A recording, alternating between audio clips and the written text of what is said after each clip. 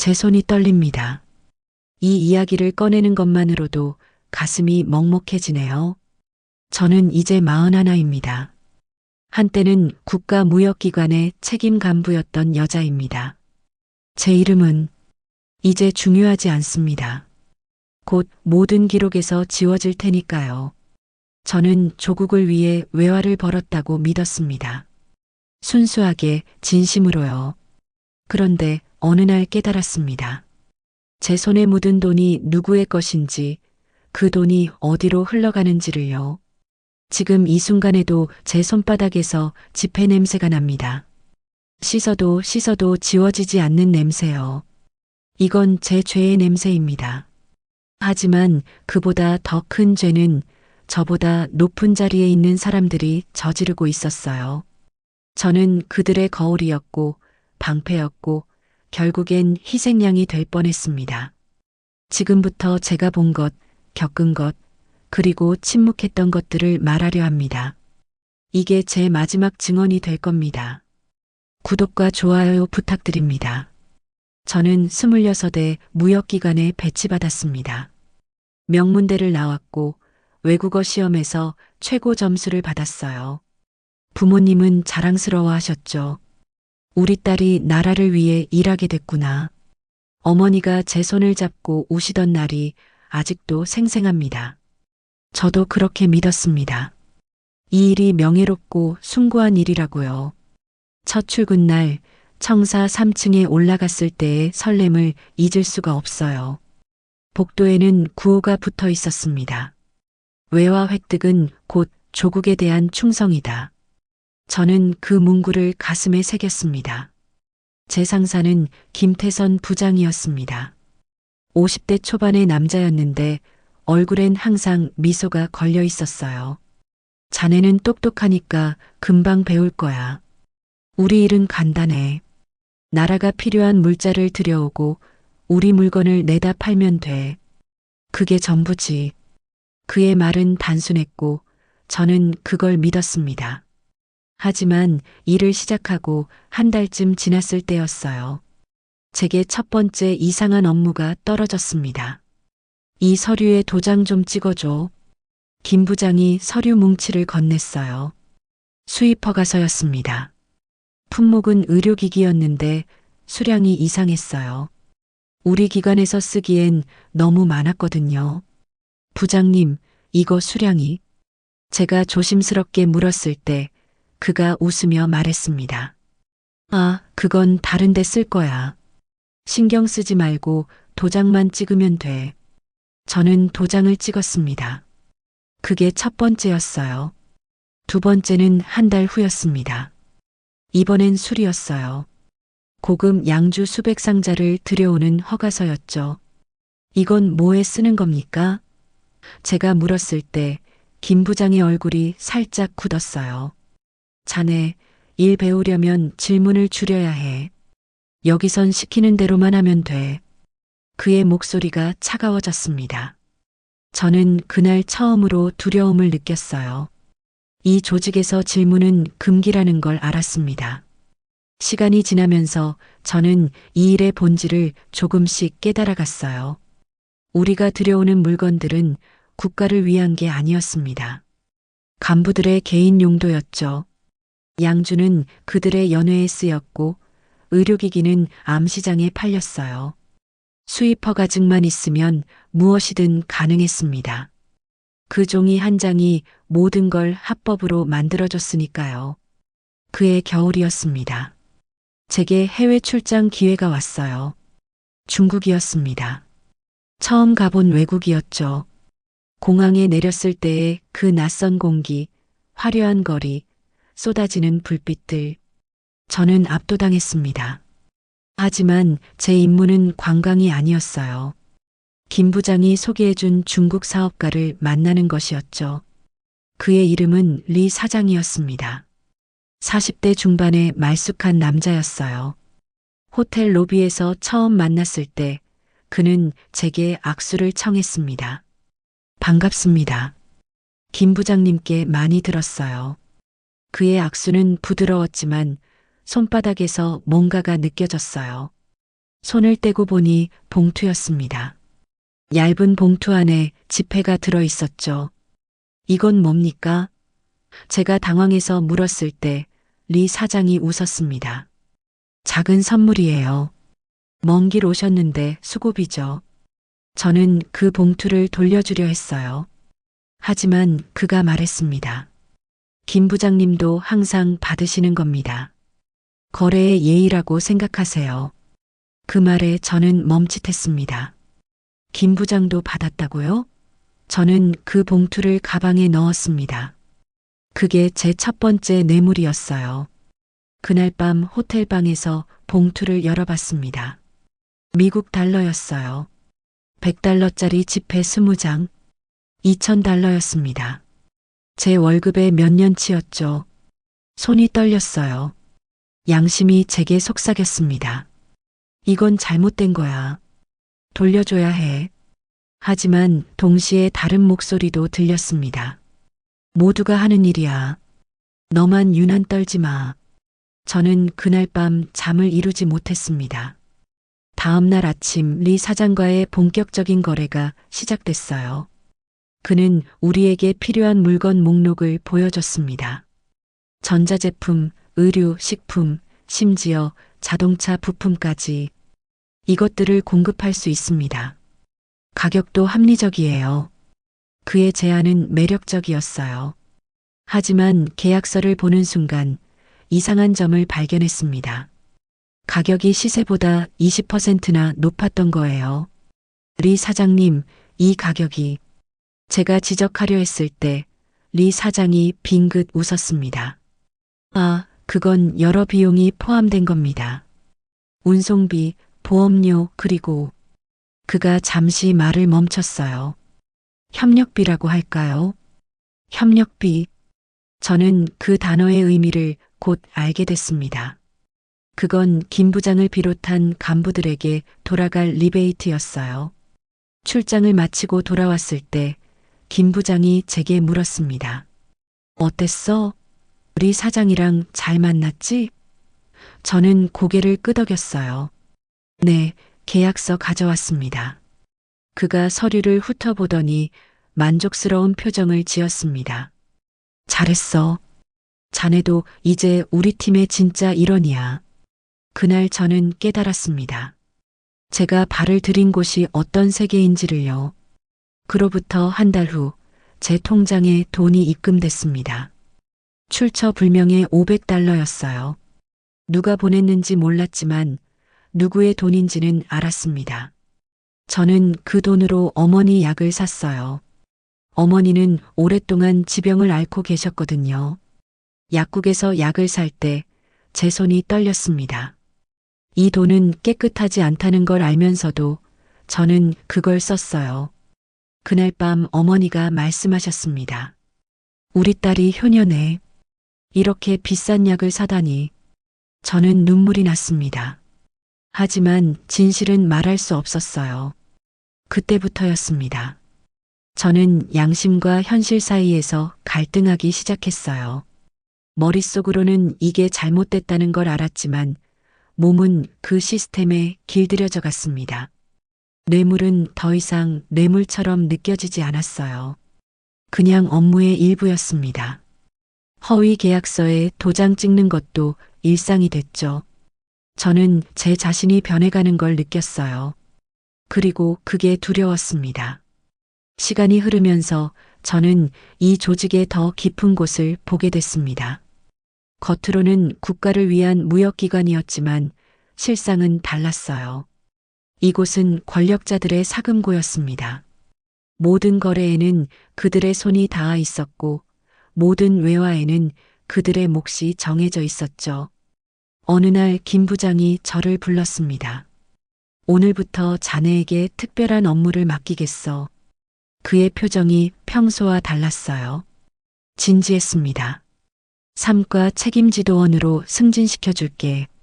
대신 조건이 있어. 승진이라는 말에 제 심장이 뛰었어요.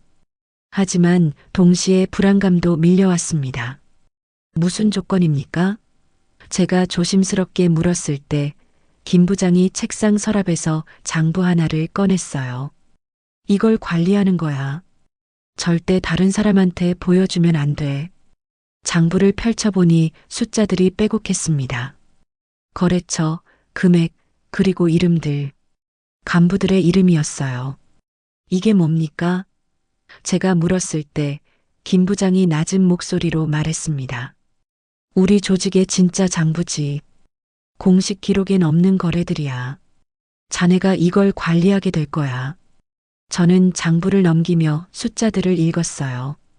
금액이 상상을 초월했습니다. 수만 달러, 수십만 달러가 매달 오갔어요. 이 돈은 어디서 오는 겁니까? 제가 떨리는 목소리로 물었을 때 김 부장이 한숨을 쉬었습니다. 자네도 이제 알아야 할 때가 됐어. 우리가 하는 일의 절반은 정상 무역이야. 하지만 나머지 절반은. 그가 말을 멈췄다가 이어갔어요. 암거래지. 암거래. 그 단어가 제 가슴을 내리쳤습니다. 무슨 물건을 거래하는데요? 제가 물었을 때 김 부장이 눈을 감았어요. 담배, 술, 약품, 때로는. 그가 망설이더니 말했습니다. 더 위험한 것들도 있어. 그날 밤 저는 장부를 들고 숙소로 돌아왔어요. 불을 끄고 이불을 뒤집어 쓴 채 장부를 다시 읽었습니다. 페이지를 넘길수록 충격은 커졌어요. 여기엔 우리 기관뿐 아니라 다른 부서들의 거래도 기록돼 있었습니다. 심지어 상부의 인물들 이름도 보였죠. 한 항목이 제 눈을 사로잡았습니다. 특수약품 거래 35만 달러. 특수약품이 뭔지는 써있지 않았지만 저는 알 수 있었어요. 그건 아편이나 마약류일 가능성이 높았습니다. 손이 떨렸어요. 제가 발을 들인 곳이 단순한 부패 조직이 아니라 범죄 조직이었다는 걸 그때 깨달았습니다. 다음 날 출근했을 때 김 부장이 제게 새로운 지시를 내렸어요. 오늘 오후에 손님이 올 거야. 우리 사장 아니까? 그 사람이랑 계약 하나 진행해. 우리 사장? 지난번 중국 출장에서 만났던 그 사람이었습니다. 무슨 계약입니까? 제가 물었을 때 김 부장이 서류를 건넸어요. 서류를 보는 순간 숨이 막혔습니다. 품목은 의약품이었지만 실제론 다른 물건인 게 분명했어요. 수량도 가격도 비정상적이었습니다. 부장님, 이건 제가 말하려 했을 때 김 부장이 제 말을 끊었습니다. 질문하지 마. 그냥 도장만 찍으면 돼. 오후에 리 사장이 왔습니다. 그는 여전히 말쑥한 모습이었지만 눈빛이 달랐어요. 더 날카로웠습니다. 오랜만이네요. 그가 악수를 청했고 이번에도 손바닥에 뭔가가 느껴졌어요. 또 봉투였습니다. 리 사장님, 이번 거래는. 제가 조심스럽게 말을 꺼냈을 때 그가 미소를 지었습니다. 걱정 마세요. 다 합법적인 절차예요. 서류상으론 의약품이니까요. 서류상으론. 그 말이 모든 걸 설명해 줬습니다. 계약서에 도장을 찍는 순간 저는 제가 공범이 됐다는 걸 알았어요. 단순히 눈 감아준 게 아니라 직접 가담한 겁니다. 그날 밤 집에 돌아와서 거울을 봤어요. 거기 비친 제 얼굴이 낯설었습니다. 이게 제가 바라던 모습이었나요? 국가를 위해 일한다던 그 순수한 청년은 어디로 간 걸까요? 그 후로 비슷한 거래들이 이어졌습니다. 매번 제 손을 거쳐갔고 매번 제 통장에 돈이 입금됐어요. 저는 그 돈을 거부할 수 없었습니다. 거부하면 제 자리가 위태로워질 테니까요. 이 조직에서 살아남으려면 규칙을 따라야 했어요. 그리고 그 규칙은 침묵이었습니다. 어느 날 김 부장이 술에 취해 저한테 말했습니다. 자네, 여기서 오래 일하려면 한 가지만 기억해. 우리는 당의 이름으로 일하는 거야. 무슨 짓을 하든 그게 당을 위한 거라고 믿으면 돼. 그의 말은 자기 합리화였어요. 하지만 저도 그 말에 기대기 시작했습니다. 당을 위해서, 조국을 위해서 그런 말들이 제 양심을 마비시켰어요.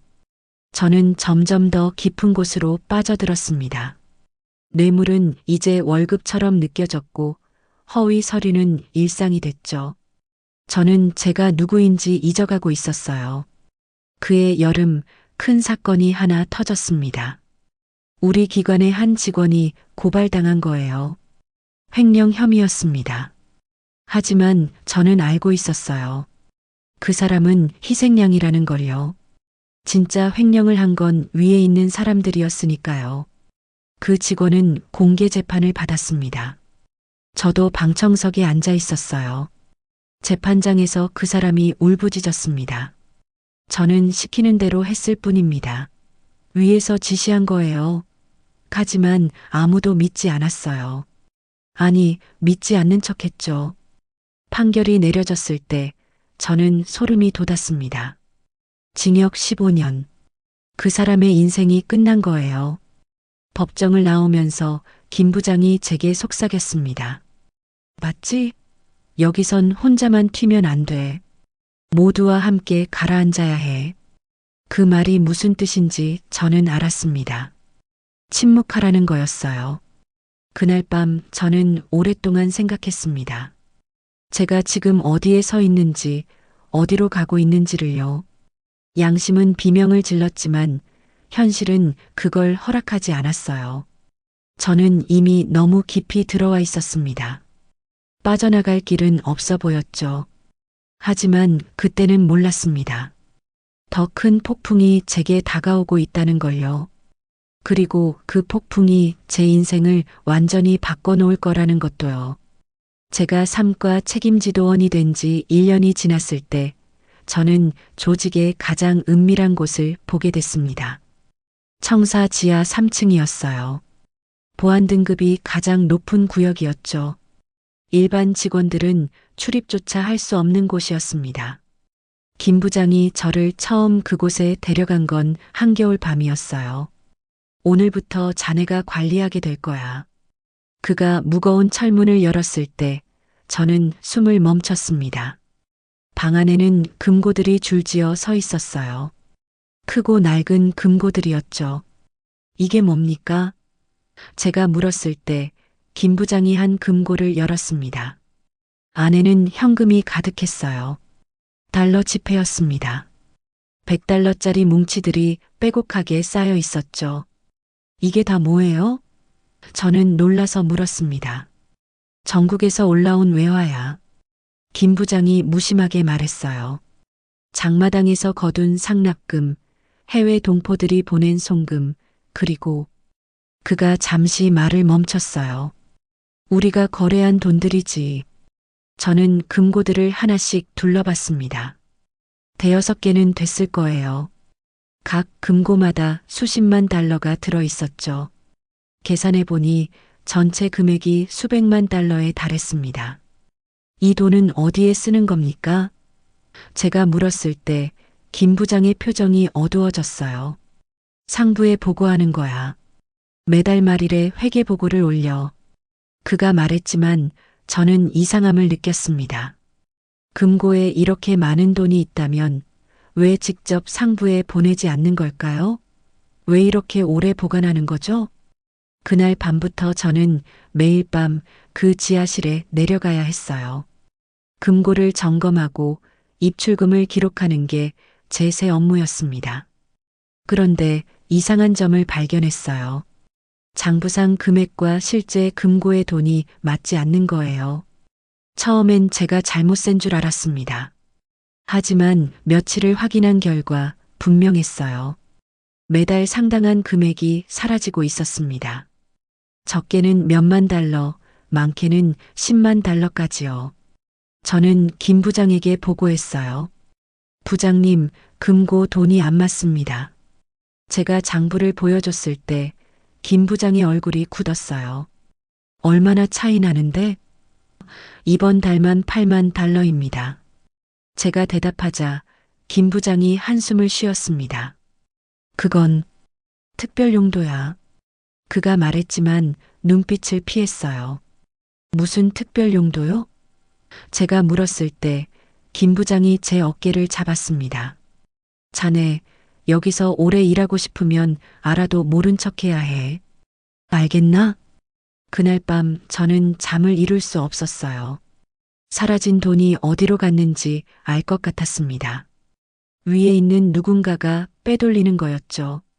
그것도 조직적으로요. 저는 그 순간 깨달았습니다. 이 금고는 국가의 것이 아니라 간부들의 사금고라는 걸요. 다음 달 저는 더 충격적인 장면을 목격했습니다. 한밤중에 청사 지하로 내려갔을 때였어요. 불이 켜져 있었습니다. 조용히 다가가 보니 김 부장이 누군가와 함께 있었어요. 검은 가방을 든 남자였죠. 저는 몸을 숨기고 지켜봤습니다. 김 부장이 금고를 열고 달러 뭉치를 꺼냈어요. 그리고 그 남자의 가방에 넣어줬습니다. 두 사람은 나지막이 이야기를 나눴지만 제가 있는 곳에서는 들리지 않았어요. 남자가 떠난 후 저는 급히 복도로 나왔습니다. 심장이 미친 듯이 뛰었어요. 방금 본 게 현실인지 꿈인지 분간이 안 됐습니다. 제가 본 건 명백한 횡령이었어요. 하지만 제가 뭘 할 수 있을까요? 다음 날 출근했을 때 김 부장이 평소처럼 미소를 지으며 인사했습니다. 잘 잤나? 마치 아무 일도 없었던 것처럼요. 저는 대답했어요. 네, 잘 잤습니다. 우리 둘 다 거짓말을 하고 있었죠. 그 후로 저는 더 세심하게 관찰했습니다. 그리고 패턴을 발견했어요. 매달 보름과 금음에 돈이 사라졌습니다. 항상 밤에, 항상 같은 금액이요. 누군가 정기적으로 빼돌리고 있었어요. 어느 날 용기를 내서 김 부장에게 물었습니다. 부장님, 이 돈들이 정말 상부로 다 올라가는 겁니까? 김 부장이 제 얼굴을 빤히 쳐다봤어요. 그의 눈빛이 차갑게 식었습니다. 자네 지금 뭘 의심하는 거야? 그의 목소리가 낮아졌어요. 아니, 그게 아니라. 제가 말을 흐리자 김 부장이 책상을 탁 쳤습니다. 여기서 의심하기 시작하면 끝이야. 자네도 알잖아. 지난번 그 직원 어떻게 됐는지. 저는 입을 다물 수밖에 없었어요. 그 직원, 희생양이 돼서 감옥에 간 사람 말이죠. 저는 그렇게 되고 싶지 않았습니다. 그래서 침묵했어요. 하지만 제 머릿속에선 계속 생각이 맴돌았습니다. 그해 가을, 제게 새로운 임무가 떨어졌어요. 해외 송금 업무를 맡게 된 겁니다. 중국을 통해 달러를 해외로 보내는 일이었죠.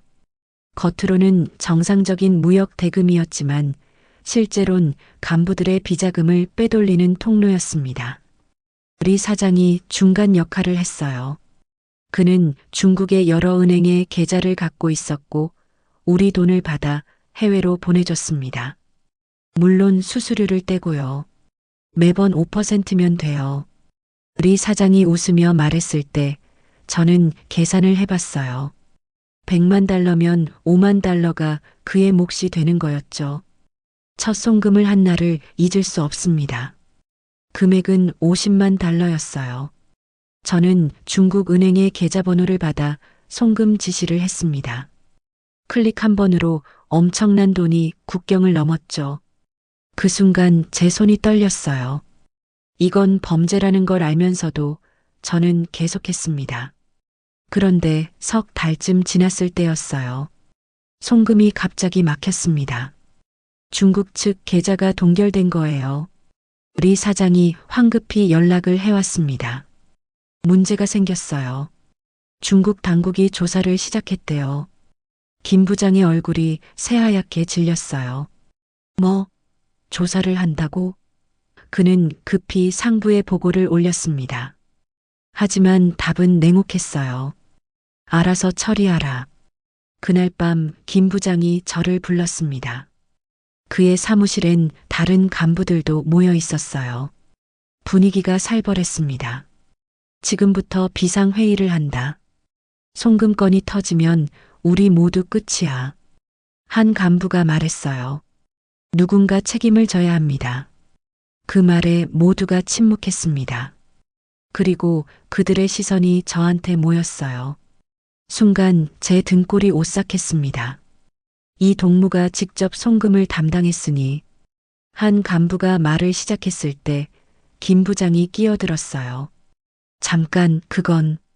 하지만 그의 목소리는 힘이 없었습니다. 저는 그 순간 깨달았어요. 제가 희생양으로 지목됐다는 걸요. 그들은 자신들을 지키기 위해 저를 내던지려 했습니다. 제 가슴이 쿵쾅거렸어요. 입안이 바짝 말랐습니다. 저는 지시받은 대로만 했습니다. 제가 떨리는 목소리로 말했을 때 한 간부가 비웃었어요. 지시? 무슨 지시? 기록이 어디 있나? 맞았습니다. 모든 지시는 구두로 이루어졌어요. 증거는 없었습니다. 남는 건 제 손으로 한 송금 기록뿐이었죠. 저는 완벽한 희생양이었어요. 회의가 끝나고 밖으로 나왔을 때 저는 주저앉을 뻔했습니다. 다리에 힘이 풀렸어요.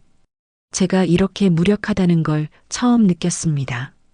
조직 앞에서 개인은 아무것도 아니었어요. 그날 밤 집에 돌아와 거울을 봤어요. 거기 비친 제 얼굴은 창백했습니다. 눈 밑엔 다크서클이 내려앉아 있었고 입술은 바짝 말라 있었죠. 저는 제 자신에게 물었습니다. 이게 내가 원하던 삶이었니? 대답은 침묵뿐이었어요. 저는 그날 밤 결심했습니다. 더 이상 그들의 꼭두각시로 살 수 없다고요. 만약 제가 희생양이 될 거라면 저 혼자만 무너지진 않을 거라고요. 송금 중단 사태 이후 청사 분위기는 싸늘했습니다. 간부들은 서로를 의심했고 모두가 자기 보신에 급급했어요. 저는 그 틈에서 조용히 움직이기 시작했습니다. 제가 제일 먼저 한 일은 증거 수집이었어요. 지난 3년간의 모든 거래 기록, 송금 내역, 그리고 금고 장부를 복사했습니다. 밤마다 청사에 남아 서류들을 복사기에 돌렸어요. 손이 떨렸지만 멈출 수 없었습니다. 어느 날 밤 김 부장이 갑자기 들어왔을 때 저는 심장이 멎는 줄 알았어요.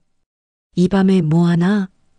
그가 물었을 때 저는 재빨리 대답했습니다. 내일 보고서 준비하고 있습니다. 김 부장이 의심스러운 눈으로 저를 쳐다봤지만 다행히 더 묻지 않았어요. 그가 나간 후 저는 급히 복사한 서류들을 가방에 숨겼습니다. 땀이 등줄기를 타고 흘러내렸어요. 이게 발각되면 제가 어떻게 될지 뻔했습니다. 하지만 저는 계속했어요. 한 달 동안 저는 조직의 모든 비밀을 모았습니다. 누가 얼마를 빼돌렸는지, 어느 계좌로 보냈는지, 누구와 공모했는지까지요. 특히 충격적이었던 건 상부 인물들의 이름이었어요. 제가 생각했던 것보다 훨씬 높은 위치에 있는 사람들이었습니다. 자료를 모으면서 저는 이 조직의 구조를 완전히 이해하게 됐어요. 맨 밑에는 저 같은 실무자들이 있었고 중간엔 김 부장 같은 관리자들이 있었죠. 그리고 꼭대기엔 이름조차 함부로 부를 수 없는 사람들이 있었습니다. 돈의 흐름도 파악했어요. 외화는 세 갈래로 나뉘었습니다. 첫째, 실제로 상부에 보고되는 공식 금액. 둘째, 중간 간부들이 나눠 갖는 목. 셋째, 꼭대기 사람들에게 올라가는 비자금. 비율로 따지면 3대 3대 4 정도였어요. 그러니까 우리가 벌어들인 돈의 40%가 최상층으로 흘러갔던 겁니다. 그것도 완전히 비공식적으로요. 저는 이 구조를 보면서 소름이 돋았어요. 이건 단순한 부패가 아니라 체계적인 착취였습니다. 그 무렵 리 사장으로부터 연락이 왔어요. 긴급히 만나야겠어요. 그의 목소리가 다급했습니다. 저는 약속 장소로 나갔어요. 국경 근처의 작은 식당이었죠. 리 사장의 얼굴은 초췌했습니다. 큰일 났어요. 중국 공안이 저를 조사하기 시작했어요. 그가 떨리는 목소리로 말했을 때 저는 예상했던 일이라고 생각했어요. 그럼 어쩌시려고요? 도망갈 생각입니다. 미국으로요. 리 사장이 말했을 때 저는 놀랐어요. 미국이요? 네, 거기 친척이 있어요. 당신도 같이 가실래요? 그의 제안에 저는 잠시 말문이 막혔습니다. 저를요? 당신도 위험합니다. 이 일이 터지면 당신도 무사하지 못할 거예요. 리 사장의 말이 맞았어요. 하지만 저는 고개를 저었습니다. 저는 아직 할 일이 있어요. 리 사장이 이상하다는 눈빛으로 저를 봤어요. 무슨 일인데요? 저는 잠시 망설였습니다. 그에게 말해도 될까요? 하지만 다른 선택지가 없었어요. 리 사장님, 부탁이 하나 있습니다. 저는 가방에서 두툼한 봉투를 꺼냈어요. 그 안엔 제가 모은 모든 증거 자료가 들어 있었습니다. 이걸 맡아주세요. 그리고 만약 제게 무슨 일이 생기면 저는 숨을 깊이 들이쉬었어요. 세상에 공개해 주세요. 리 사장이 봉투를 받아들었습니다. 이게 뭔데요? 진실입니다. 제가 대답했을 때 리 사장의 얼굴이 굳었어요. 그는 봉투를 열어 내용물을 훑어봤습니다. 그리고 헉하고 숨을 들이켰어요. 이건 미쳤어요. 이게 발각되면 그가 말을 잇지 못했을 때 저는 고개를 끄덕였습니다. 알아요. 하지만 누군가는 해야 할 일입니다. 리 사장이 저를 빤히 쳐다봤어요. 그의 눈에 존경과 두려움이 뒤섞여 있었습니다. 꼭 지켜주세요. 제가 당부했을 때 리 사장이 고개를 끄덕였어요. 약속합니다. 우리는 그렇게 헤어졌습니다. 아마 마지막이 될 만남이었죠. 청사로 돌아왔을 때 김 부장이 저를 기다리고 있었어요. 어디 갔다 오나? 그의 목소리가 날카로웠습니다. 잠깐 볼 일이 있어서요. 제가 대답했지만 김 부장의 눈빛은 의심으로 가득했어요. 요즘 자네 이상해. 무슨 일 있나? 그가 물었을 때 저는 최대한 평온한 목소리로 대답했습니다. 아무 일도 없습니다. 하지만 제 심장은 미친 듯이 뛰고 있었어요. 그날 밤 김 부장이 저를 다시 불렀습니다. 그의 사무실엔 또 다른 간부들이 모여 있었어요. 분위기가 심상치 않았습니다. 앉게. 김 부장이 의자를 가리켰어요. 송금 문제로 상부에서 조사가 내려온다. 한 간부가 말했을 때 방 안의 공기가 얼어붙었습니다. 누군가 책임을 져야 한다는 게 상부 의견이야. 또다시 그들의 시선이 저한테 모였어요. 이번엔 더 노골적이었습니다.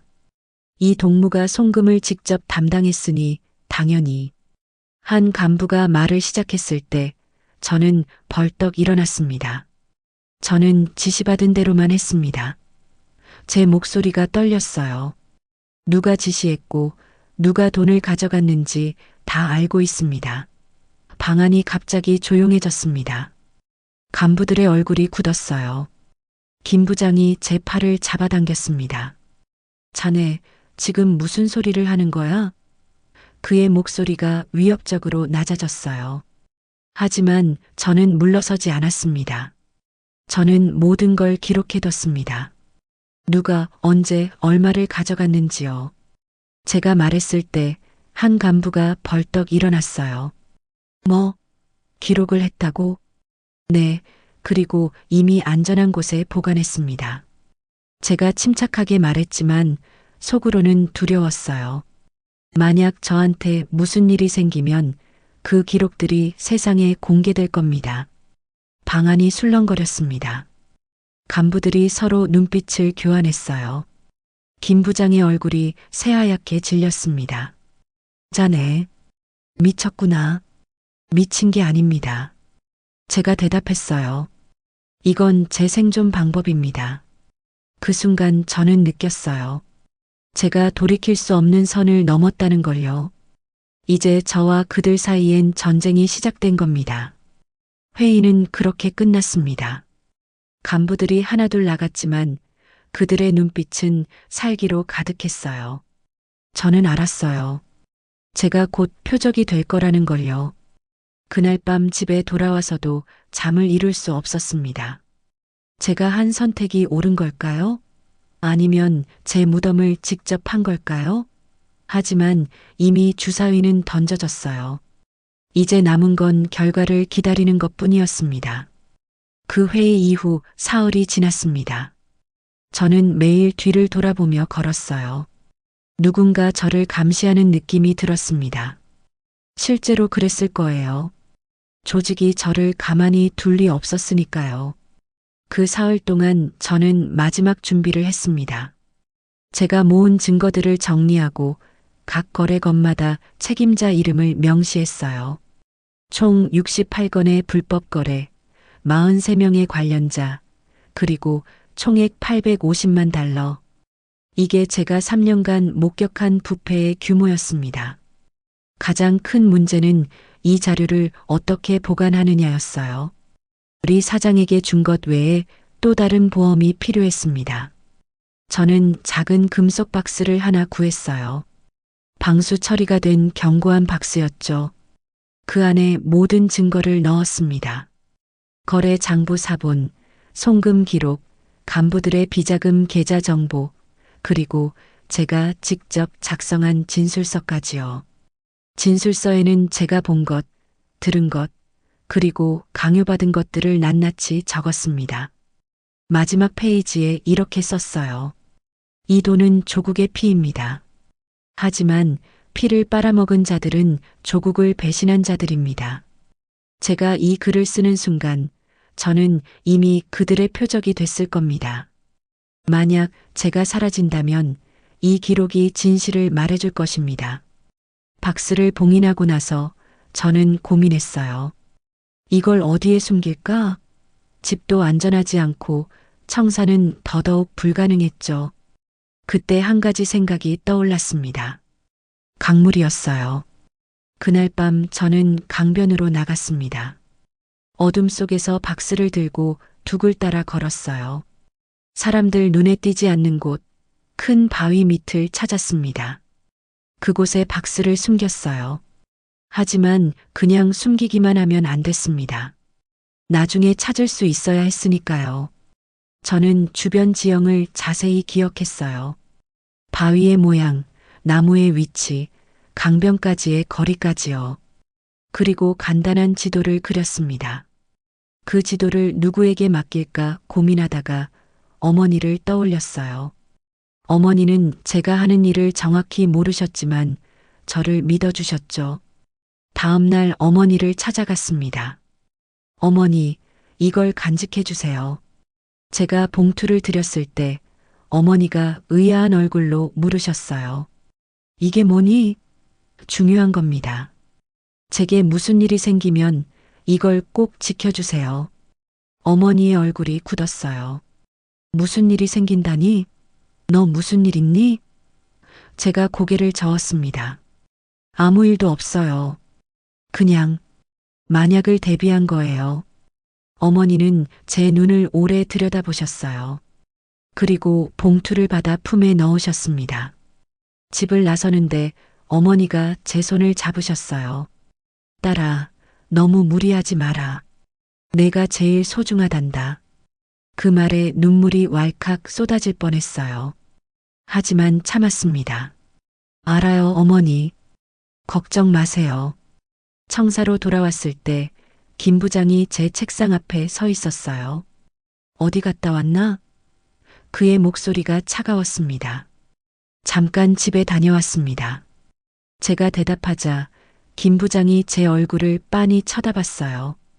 내일 상부에서 사람이 온다. 자네를 조사하러. 그의 말에 제 가슴이 철렁 내려앉았어요. 드디어 시작되는구나. 무슨 조사입니까? 제가 물었지만 이미 답은 알고 있었어요. 송금건으로 문제가 생겼다는 보고가 올라갔어. 그래서 자네를 조사하기로 했대. 김 부장이 말했지만 그의 눈빛을 피했어요. 그도 알고 있었을 겁니다. 이게 조작된 조사라는 걸요. 저는 아무 잘못이 없습니다. 제가 말했을 때 김 부장이 한숨을 쉬었어요. 잘못이 있든 없든 이미 결정된 일이야. 자네가 책임을 져야 해. 그날 밤 저는 책상 앞에 앉아 편지를 썼습니다. 만약을 대비한 편지였어요. 어머니께 드릴 편지, 그리고 언젠가 이 진실이 밝혀졌을 때 세상 사람들이 읽을 편지였습니다. 저는 조국을 배신한 게 아닙니다. 다만 조국을 먼저 배신한 자들이 누구인지 보여주려 했을 뿐입니다. 제가 벌어들인 외화는 인민을 위한 것이어야 했습니다. 하지만 그 돈은 권력자들의 주머니로 들어갔습니다. 제가 저지른 유일한 죄가 있다면 너무 오래 침묵한 것입니다. 편지를 다 쓰고 나니 새벽이었어요. 창밖으로 동이 트고 있었습니다. 아름다운 새벽이었지만 제게는 마지막 새벽처럼 느껴졌어요. 다음 날 아침 청사에 검은 차들이 들어왔습니다. 보이부 사람들이었어요. 그들은 제 사무실로 곧장 왔습니다. 동무, 잠깐 같이 가시죠. 공손한 말투였지만 거부할 수 없는 명령이었어요. 저는 일어섰습니다. 주변 동료들이 저를 바라봤어요. 그들의 눈빛엔 동정과 안도가 뒤섞여 있었습니다. 동정은 제게, 안도는 자신들이 아니라는 것에 대한 거였죠. 조사실로 끌려갔습니다. 좁은 방에 책상과 의자만 덩그러니 놓여 있었어요. 조사관 2명이 앉아 있었습니다. 앉으시오.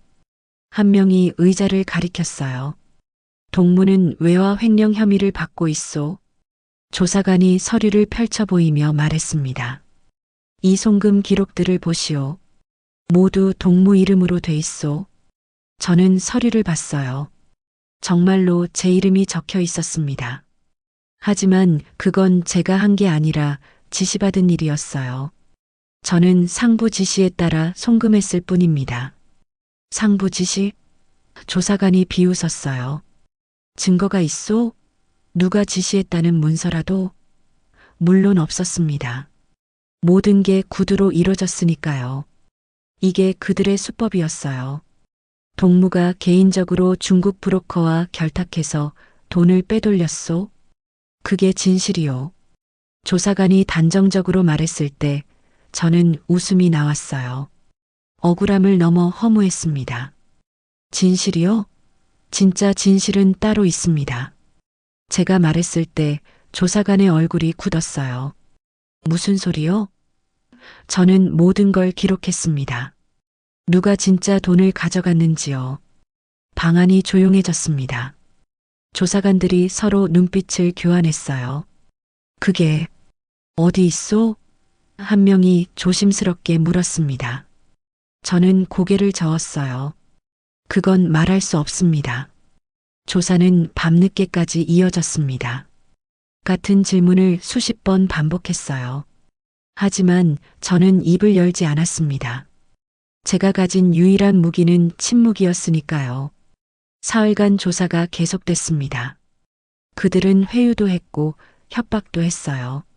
자백하면 형을 줄여주겠소. 끝까지 버티면 더 심한 처벌이 기다리고 있소. 하지만 저는 버텼습니다. 그러던 어느 날 조사관이 새로운 카드를 꺼내 들었어요. 동무 어머니 말이오. 요즘 몸이 안 좋으시다던데. 그 순간 제 심장이 멎었습니다. 어머니를 건드린다고요? 어머니는 상관없습니다.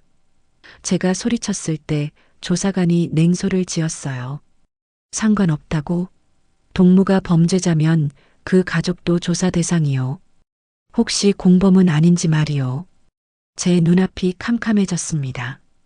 그들이 어머니까지 끌어들이려 한다니. 저는 떨리는 목소리로 말했어요. 제가 자백하겠습니다. 대신 어머니는 건드리지 마세요. 조사관이 만족스러운 표정을 지었어요. 현명한 선택이요. 그럼 진술서에 서명하시오. 그가 서류를 내밀었습니다. 저는 그 서류를 읽었어요. 거기엔 제가 단독으로 외화를 횡령했다고 적혀 있었습니다. 펜을 들었습니다. 손이 떨렸어요. 이 서명이 제 인생을 끝낼 거라는 걸 알았습니다. 하지만 어머니를 지켜야 했어요. 저는 서명했습니다. 그날 밤 독방에 갇혔습니다. 좁은 방에 침대 하나만 덩그러니 놓여 있었어요. 저는 침대에 누워 천장을 바라봤습니다. 제 선택이 옳았을까요? 아니면 제가 너무 약했던 걸까요? 일주일 후 공개 재판이 열렸습니다. 큰 강당에 수백 명의 인민이 모였어요. 저는 무대 위에 서 있었고 아래에서 수많은 눈들이 저를 쳐다봤습니다. 재판장이 제 죄목을 읽어내렸어요. 피고인은 국가재산 횡령죄로 기소됐습니다. 총 45만 달러를 개인적으로 빼돌린 혐의를 받고 있습니다. 45만 달러.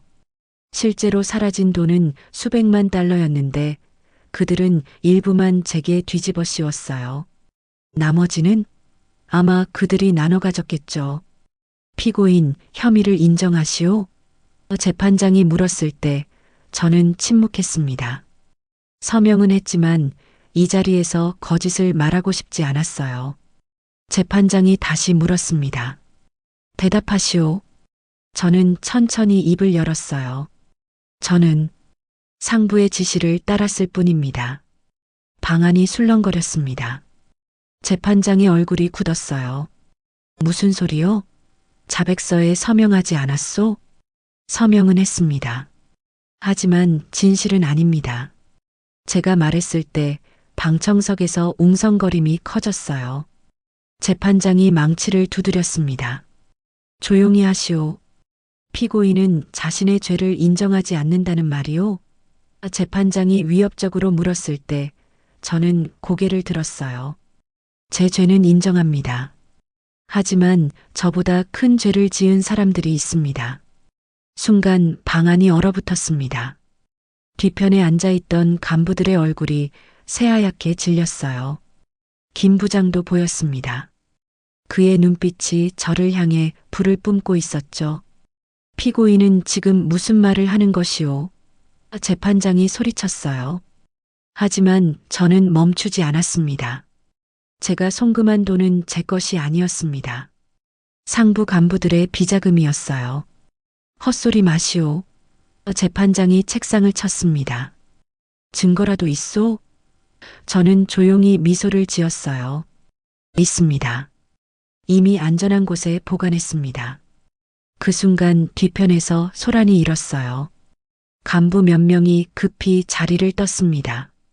저는 알았어요. 그들이 증거를 찾으러 갔다는 걸요. 재판은 급히 휴정됐습니다. 저는 대기실로 끌려갔어요. 거기서 김 부장을 만났습니다. 그는 제 앞에 서서 이를 갈았어요. 자네, 정말 미쳤구나. 미친 게 아닙니다. 제가 차분하게 말했어요. 이제야 정신이 든 겁니다. 김 부장이 제 팔을 움켜잡았습니다. 증거가 어디 있어? 당장 말해. 말할 수 없습니다.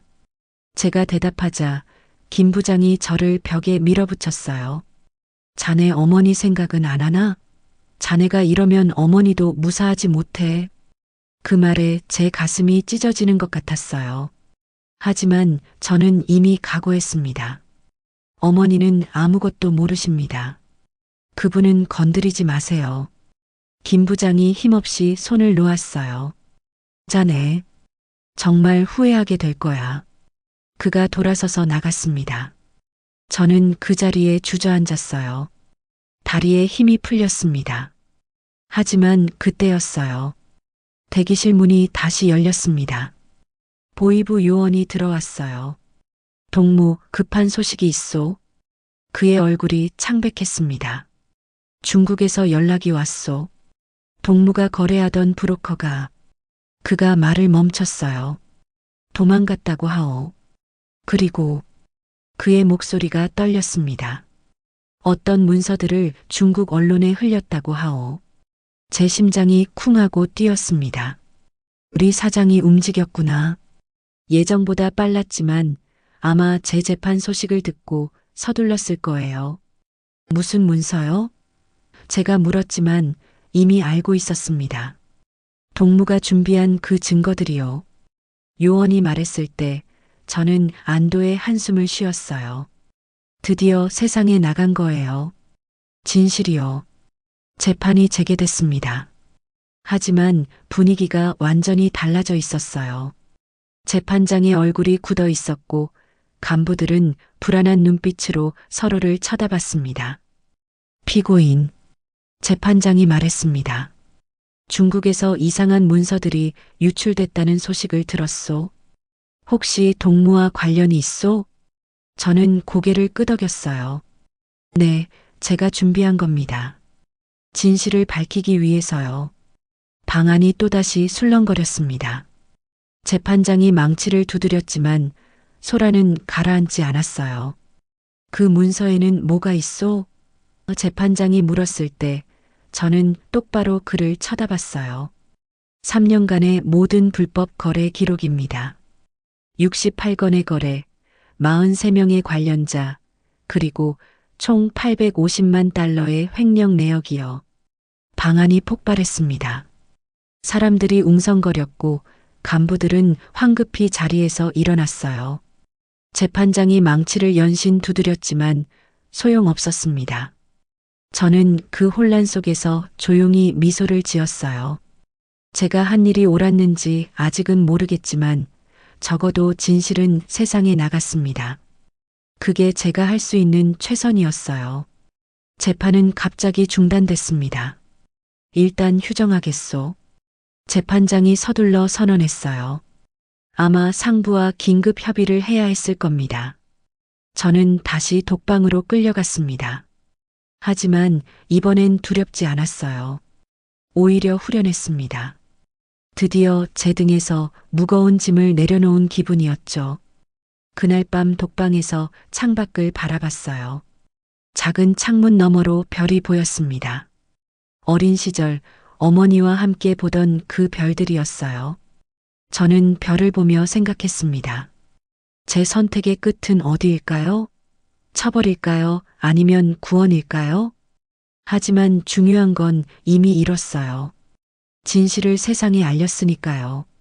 그 진실이 무엇을 바꿀지는 모르겠지만 적어도 침묵의 공범은 되지 않았습니다. 그게 제게는 중요했어요. 증거가 유출된 후 일주일 동안 청사는 아수라장이 됐습니다. 저는 독방에 갇혀 있었지만 간수들의 대화로 상황을 짐작할 수 있었어요. 간부들이 하나둘 소환되고 있다는 소식이었죠. 처음 끌려간 사람은 오철남 부부장이었습니다.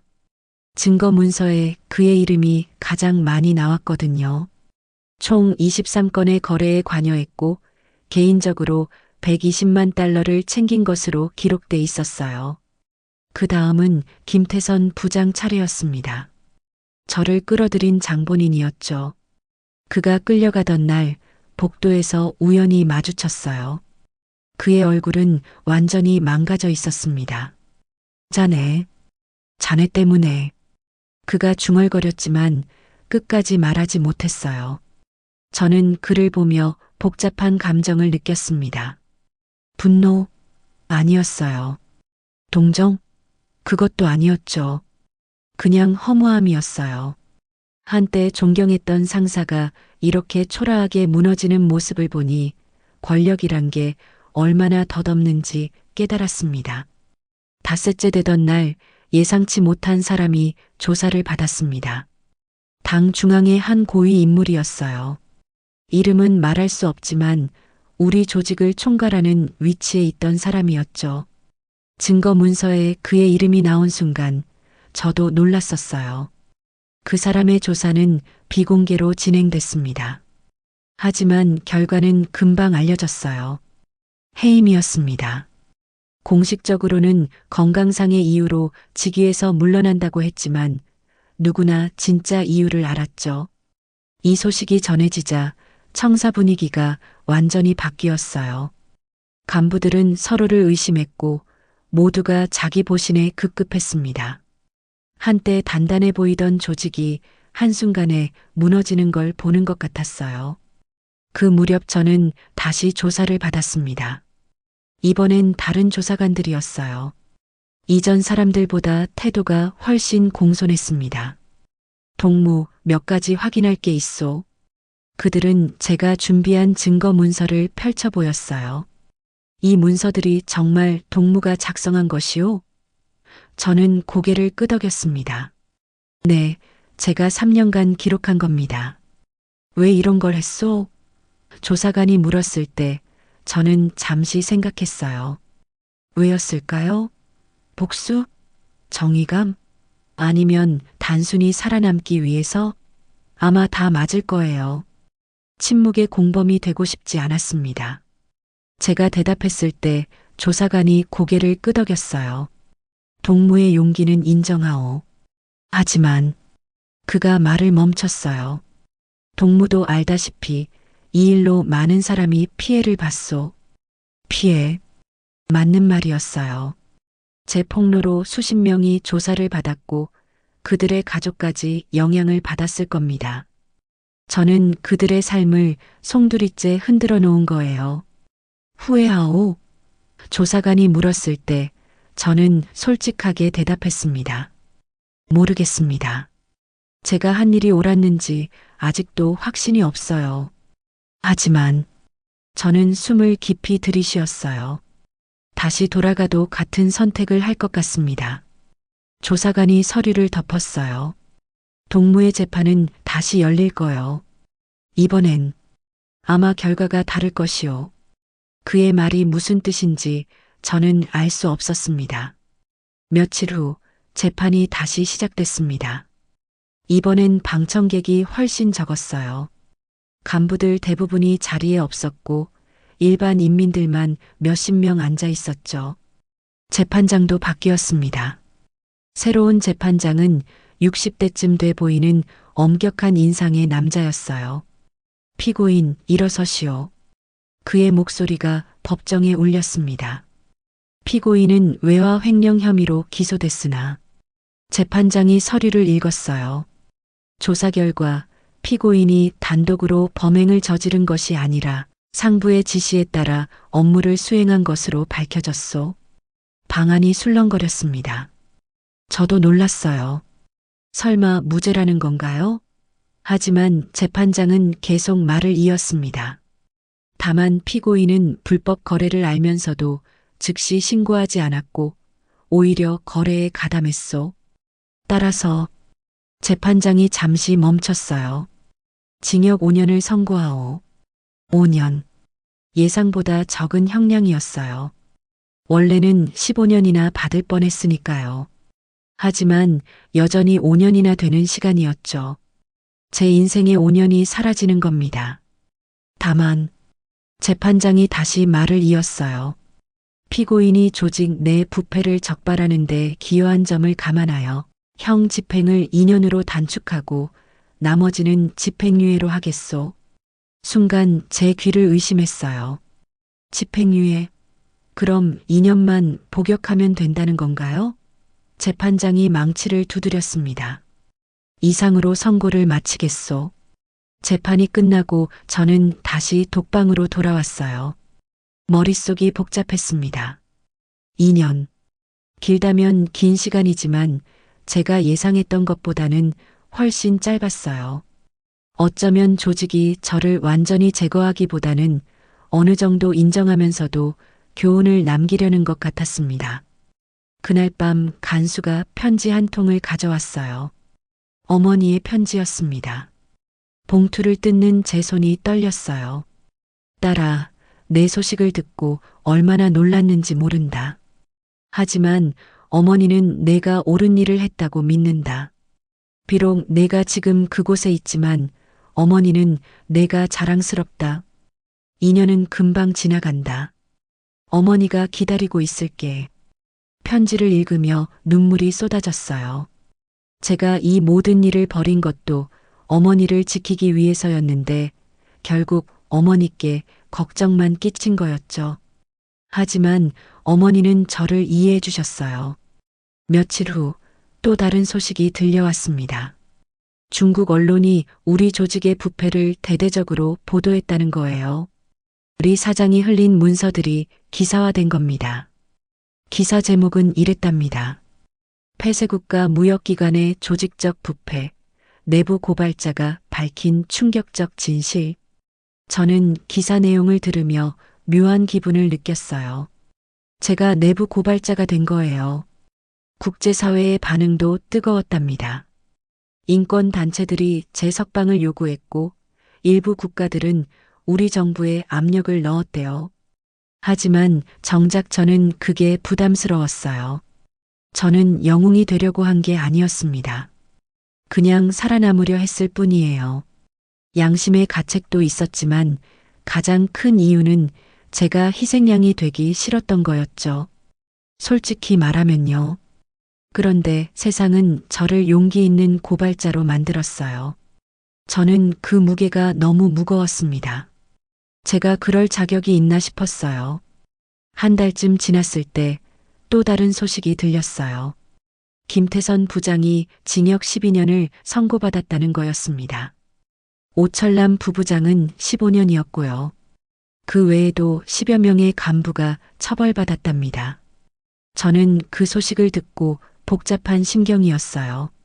그들이 벌을 받은 건 당연하지만 제 손으로 그들을 무너뜨렸다는 게 여전히 무거웠습니다. 어느 날 독방에서 생각했어요. 제가 한 일의 의미가 뭘까? 부패를 고발한 건 맞지만 그게 뭘 바꿨을까? 조직은 여전히 존재하고 아마 새로운 간부들이 들어와 똑같은 일을 할 거예요. 하지만 한 가지는 확실했어요. 적어도 저는 침묵하지 않았습니다. 그리고 그 증거들은 영원히 남을 거예요. 언젠가 누군가가 다시 그 자료를 보고 진실을 기억할 겁니다. 그게 제가 할 수 있는 최선이었어요. 완벽한 정의는 아니었지만 적어도 진실을 지킨 거였죠. 2년의 복역 기간이 끝났습니다. 저는 다시 세상 밖으로 나왔어요. 하지만 제가 알던 세상은 아니었습니다. 모든 게 낯설었어요. 석방되던 날 어머니가 문 앞에서 기다리고 계셨어요. 2년 사이 많이 늙으신 모습이었습니다. 어서 와, 우리 딸. 어머니가 저를 껴안으셨을 때 저는 울음을 참을 수 없었어요. 집으로 돌아가는 길에 어머니가 말씀하셨어요. 많은 게 변했단다. 내가 없는 동안. 어머니의 목소리가 떨렸습니다. 제가 일으킨 파장이 얼마나 컸는지 짐작할 수 있었어요. 집에 도착했을 때 저는 놀랐습니다. 집이 훨씬 작아져 있었어요. 이사했어요? 제가 물었을 때 어머니가 고개를 끄덕이셨어요. 전에 살던 곳에 있을 수가 없었어. 사람들 눈총이 너무 심했거든. 제 가슴이 찢어졌어요. 어머니까지 피해를 입으신 거예요. 어머니, 죄송해요. 제가 말을 잇지 못했을 때 어머니가 제 손을 잡으셨어요. 아니야. 넌 잘못한 게 없어. 오히려 어머니가 자랑스럽단다. 하지만 저는 알았어요. 어머니의 그 말이 얼마나 힘든 위로인지를요. 제 선택이 어머니께 얼마나 큰 짐이 됐는지를요. 며칠 후 저는 옛 직장 근처를 지나갔어요. 청사 건물은 여전히 그대로였지만 사람들은 달랐습니다. 낯선 얼굴들이 오갔고 아는 사람은 보이지 않았어요. 한 옛 동료와 마주쳤습니다. 그녀는 저를 보자마자 고개를 돌렸어요. 모른 척하는 게 더 편했겠죠. 저는 이해했습니다. 저와 가까이 하면 그녀도 피해를 볼 테니까요. 그날 저는 깨달았어요. 제가 돌아올 곳은 없다는 걸요. 제 이름은 이미 역사에서 지워졌습니다. 아니, 더 정확히 말하면 배신자로 기록됐죠. 하지만 후회하지 않습니다. 적어도 제 양심만은 지켰으니까요. 비록 그 대가가 제 인생이었지만요. 어느 날 밤 저는 강변으로 나갔어요. 2년 전 증거 박스를 숨겼던 그곳이었습니다. 큰 바위는 여전히 그 자리에 있었어요. 박스를 꺼내보니 그대로였습니다. 방수 처리가 잘 돼 있어서 내용물이 온전했어요. 저는 박스를 열어 서류들을 하나씩 꺼내봤습니다. 거기엔 제 3년간의 삶이 담겨 있었어요. 부패, 거짓, 배신, 그리고 저항. 서류를 넘기며 저는 그때를 떠올렸습니다. 순수했던 시작, 점점 타락해가던 과정, 그리고 각성의 순간까지. 문득 이런 생각이 들었어요. 제가 정말 옳은 일을 한 걸까? 아니면 단지 제 목숨을 구하기 위해 다른 사람들을 팔아넘긴 걸까? 대답은 아직도 모르겠습니다. 아마 평생 모를 거예요. 하지만 한 가지는 확실해요. 저는 더 이상 침묵하지 않았습니다. 서류들을 다시 박스에 넣고 강물을 바라봤어요. 물은 여전히 흐르고 있었습니다. 변하지 않는 것처럼 보이지만 사실 매 순간 새로운 물이 흐르죠. 사람도 그런 것 같아요. 겉으로는 같아 보여도 내면은 계속 변합니다. 저도 그랬어요. 한때는 순수한 청년이었고 그 다음엔 부패한 간부였고 지금은 뭐라고 불러야 할까요? 배신자? 고발자? 생존자? 아니면 그냥 한 명의 죄인? 저는 제 자신을 용서할 수 없습니다. 너무 늦게 깨달았고 너무 많은 것을 잃었고 너무 많은 사람을 다치게 했으니까요. 하지만 동시에 자책하지도 않으려 해요. 제가 할 수 있는 최선을 다했으니까요. 완벽하진 않았지만 적어도 진실했습니다. 지금 저는 어디에 있을까요? 국경 너머? 아니면 여전히 그곳에? 사실 중요하지 않아요. 제 몸이 어디에 있든 제 마음은 이미 자유로우니까요. 밤마다 꿈을 꿉니다. 달러 지폐가 하늘에서 쏟아지는 꿈이에요. 저는 그 돈을 피하려 하지만 계속 떨어집니다. 온몸이 지폐로 덮일 때까지요. 그리고 꿈에서 깨면 손바닥에서 지폐 냄새가 나는 것 같아요. 실제론 아무것도 없지만요. 이건 제 죄의 표식입니다. 평생 저를 따라다닐 거예요. 어머니가 물으셨어요. 딸아, 이제 뭐 하고 싶니? 저는 한참을 생각했습니다. 뭘 하고 싶을까요? 평범한 삶? 새로운 시작? 아니면 속죄? 모르겠어요, 어머니. 제가 솔직하게 대답했을 때 어머니가 미소를 지으셨어요. 괜찮아. 천천히 찾으면 돼. 하지만 저는 알아요. 저는 평생 찾지 못할 거라는 걸요. 제가 저지른 일의 무게를, 제가 선택한 길의 대가를요. 이 이야기를 쓰는 지금도 손이 떨립니다. 이걸 세상에 내놓으면 또다시 파장이 일 거예요. 저를 비난하는 사람도 있을 것이고 지지하는 사람도 있겠죠. 하지만 저는 더 이상 그게 중요하지 않아요. 중요한 건 진실입니다. 제가 본 것, 겪은 것, 그리고 느낀 것의 진실이요. 조국을 배신했냐고요? 아니요. 저는 조국을 배신한 게 아닙니다. 다만 조국을 먼저 배신한 자들이 누구인지 보여줬을 뿐이에요. 외화벌이라는 이름으로, 충성이라는 이름으로, 조국을 위한다는 이름으로 행해진 수많은 범죄들. 그걸 덮으려면 누군가는 희생양이 돼야 했어요. 그게 저였습니다. 하지만 저는 순순히 희생당하지 않았어요. 대신 거울을 들었습니다. 그들에게 자신들의 모습을 보여줬죠. 추한 진실을요. 그게 제 죄라면 기꺼이 받아들일게요. 저는 완벽한 영웅이 아닙니다. 그냥 살아남으려 발버둥 친 한 사람일 뿐이에요. 마지막으로 하고 싶은 말이 있어요. 제 이야기를 듣는 모든 분들께요. 권력은 사람을 변하게 합니다. 돈은 양심을 마비시키죠. 그리고 침묵은 가장 큰 공범입니다. 만약 여러분이 부당한 일을 목격한다면 침묵하지 마세요. 물론 말하기 쉽지 않을 거예요. 저도 그랬으니까요. 하지만 침묵은 그 부당함을 키울 뿐입니다. 제 선택이 옳았는지는 모르겠어요. 하지만 적어도 저는 양심에 따라 행동했습니다. 비록 그 대가가 컸지만요. 지금 저는 익명의 삶을 삽니다. 제 이름은 지워졌고 제 과거는 묻혔어요. 하지만 제 이야기는 남을 겁니다. 어딘가에 누군가에게 작은 불씨처럼요. 그 불씨가 언젠가 큰 불이 될 수 있을까요? 모르겠어요. 하지만 희망합니다. 진실은 결국 드러난다고요. 이제 저는 이 이야기를 마칩니다. 제 고백을, 제 증언을, 제 삶의 기록을요. 나의 이름을 지워주세요. 하지만 나의 진실은 기억해 주세요. 이것이 한 무역 간부의, 아니 한 인간의 마지막 고백입니다.